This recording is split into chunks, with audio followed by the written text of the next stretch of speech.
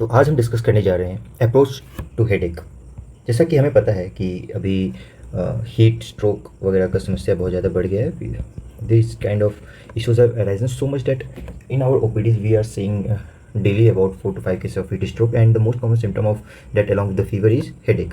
So अब अगली बार कभी हेडेक का कोई पेशेंट आए, whenever we will get to know that the person is having headache or we are having the patients of headache, तो हमारा एक प्रोटोकॉल, एक फ्लो चार्ट अपने दिमाग में ग्रॉसली आ जाना चाहिए कि why the headache is happening or what are the things that we can do when a person is suffering from headache. So first of all, a patient came with the headache, complaint of headache, तो वहाँ पे हमें देखना है red flags. अब red flags का एक mnemonic हमने बना रखा है फैंटम्स।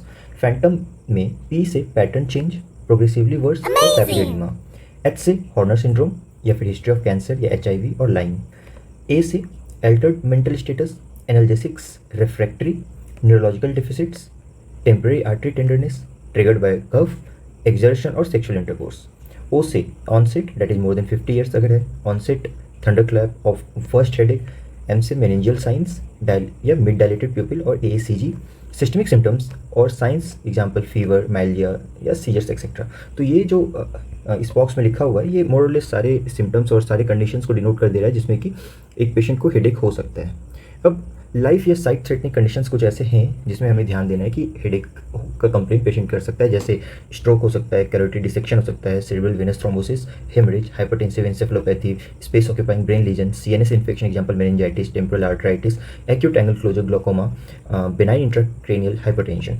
ठीक है, अब इतना हमने समझ लिया कि जो रेड फ्लैग्स हैं हेडेक में, वो हमें जैसे दिखा ये red flag that is phantoms, तो हमें सतर्क हो जाना और हमें उस हिसाब से पेशेंट को हमें ट्रीटमेंट प्रोवाइड करनी है। या फिर कुछ ऐसे लाइफ या साइट थ्रेटनिंग कंडीशंस हैं जिसमें अगर हेडेक हो रहा है तो हमें इमीडिएट केयर उसे देना है। अब सीधा सीधा आ जाते हैं कि या तो ये सारे जो फैंटम्स हैं, रेड फ्लैग्स हैं, वो होंगे या नहीं होंगे। अगर हैं तो सीधा सीधा उन्हें हम हाई रिस्क कैटेगरी में डालेंगे। अब हाई रिस्क में क्या करना है कि हाई रिस्क सेकेंडरी हेडेक्स अगर हो रहे हैं तो do not delay emergency neuro imaging. Initial labs based on suspective diagnosis, सीवीसी कराना है, टीएसएच कराना है, ईएसआर कराना है, सीआरपी कराना है। और फिर अगर हाई रिस्क है तो एबनॉर्मल न्यूरो एग्जाम अगर मिल रहा है, या फिर new sudden onset severe headache दिख रहा है, या फिर patient with HIV and new headache is seen there, तो ये सारे ये 3 कंडीशंस मिल रहे हैं या नहीं मिल रहे हैं, उस पर डिपेंड करेगा हमारा आगे का प्रोटोकॉल। तो अगर ये जो हाई रिस्क में ये 3 कंडीशंस हैं, ये मिल रहे होंगे तो हमें इमरजेंसी न्यूरो इमेजिंग करानी है, और अगर नहीं मिलेंगे तो अर्जेंट न्यूरो इमेजिंग अरेंज करना है prior to discharge from emergency. ठीक है, अब अगर इमरजेंसी न्यूरो इमेजिंग हमने करा लिया, consider additional diagnostics, that is lumbar puncture करा सकते हैं जिसमें कि हमें अगर मेनिंजाइटिस किसी को है, या फिर इन्फ्लेमेटरी प्रोसेस, मैलिग्नेंसी या एसएच है, टोनोमेट्री करा सकते हैं अगर हम ग्लोकोमा सस्पेक्ट कर रहे हैं तो, और ईजी करा सकते हैं अगर अपन लोग सीजर सस्पेक्ट कर रहे हैं या कम्प्लेक्स माइग्रेन को सस्पेक्ट कर रहे हैं, और अगर टेम्पोरल आर्टरी बायोप्सी करवाएंगे if there is suspicion of GCA. ठीक है, अब इनिशियल इमेजिंग मॉडलिटी जो है अर्जेंट न्यूरो इमेजिंग की वाली कंडीशन में, इनिशियल इमेजिंग मॉडलिटी जो होते हैं वो कुछ क्लिनिकल फीचर्स पे डिपेंड करते हैं। एग्जाम्पल, अगर थंडर क्लैप हेडेक है तो सीटी विदाउट कॉन्ट्रास्ट करवाना है।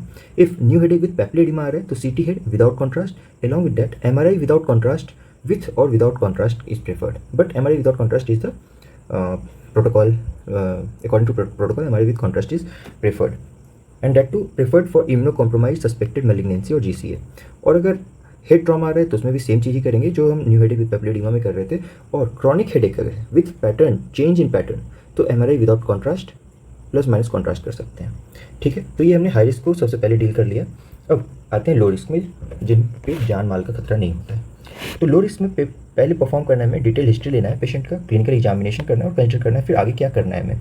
ठीक है, मेडिकेशन का कहीं ओवर यूज़ तो नहीं है या एक्स्ट्रा क्लिनिकल कॉस्ट तो कुछ नहीं है, जैसे टूथ एक, साइनस, आई, ईयर, नेक डिसऑर्डर्स हो रहे हैं, अगर हो रहे हैं तो फर्दर वर्कअप में basic lab, CT scan, comprehensive I and year examination करना है। और अगर ये सारे मेडिकेशन यूज या फिर एक्स्ट्रा क्लिनिकल कॉजेज नहीं दिख रहे हैं तो प्राइमरी हेडेक्स में क्या हो रहा है कि अगर अटैक्स मोर देन 4 आवर्स है, कॉमनली अगर यूनिलैटरल है, एंड फोटो या फोनोफोबिया है, या फिर प्रीसीडिंग ऑरा है, मतलब दर्द आने के पहले का एक ऑरा है, और प्रोड्रोम है, तो वो माइग्रेन हेडेक में जाएगा। ठीक है, अगर 30 मिनट्स टू 7 डेज कोई हेडेक प्रोलॉन्ग कर रहा है, कॉमनली अगर बायलैटरल है, टाइट पोस्टीरियर नेक मसल है और पेरी क्रेनियल टेंडरनेस है, तो टेंशन हेडेक है वो, और attacks is less than 3 hours, commonly unilateral and autonomic features अगर दिख रहे हैं कॉमनली तो trigeminal autonomic cephalalgias, that is cluster headache है उसमें। इसमें हम MRI without contrast and with contrast करते हैं, indicated at least once in patient's life. तो ये बेसिक अप्रोच है हेडेक के पेशेंट्स को लेके कि अगर पेशेंट आया तो सबसे पहले अपने को रेड फ्लैग्स देखना है जो फैंटम है या फिर लाइफ थ्रेटनिंग कंडीशन चेक करनी है। फिर हमें पेशेंट को 2 पार्ट में डिवाइड करना है, या तो वो हाई रिस्क में जाएगा या तो लो रिस्क में जाएगा। हाई रिस्क में तब जाएगा अगर रेड फ्लैग्स हैं, और अगर नहीं है तो लो रिस्क में चले जाएंगे। अगर हाई रिस्क में है तो ये कुछ सिम्टम्स है जो हमें देखना है, वो अगर मिलेंगे या नहीं मिलेंगे। अगर मिलेंगे तो इमरजेंसी न्यूरो इमेजिंग करानी है, अगर नहीं मिलेंगे तो अर्जेंट न्यूरो इमेजिंग करानी है, लेकिन इमरजेंसी में नहीं कराना है।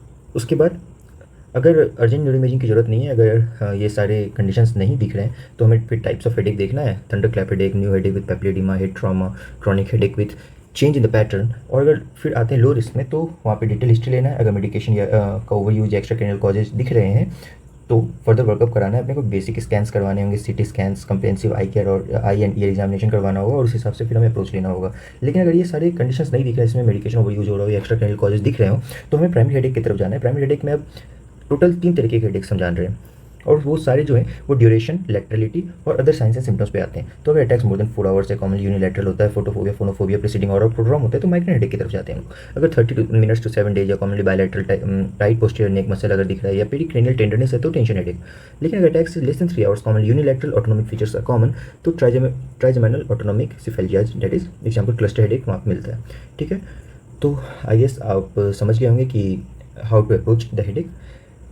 If you like the video, kindly share and subscribe. It will motivate me to make it on regular basis. Thank you so much guys, and have a happy and nice day ahead. Thank you so much.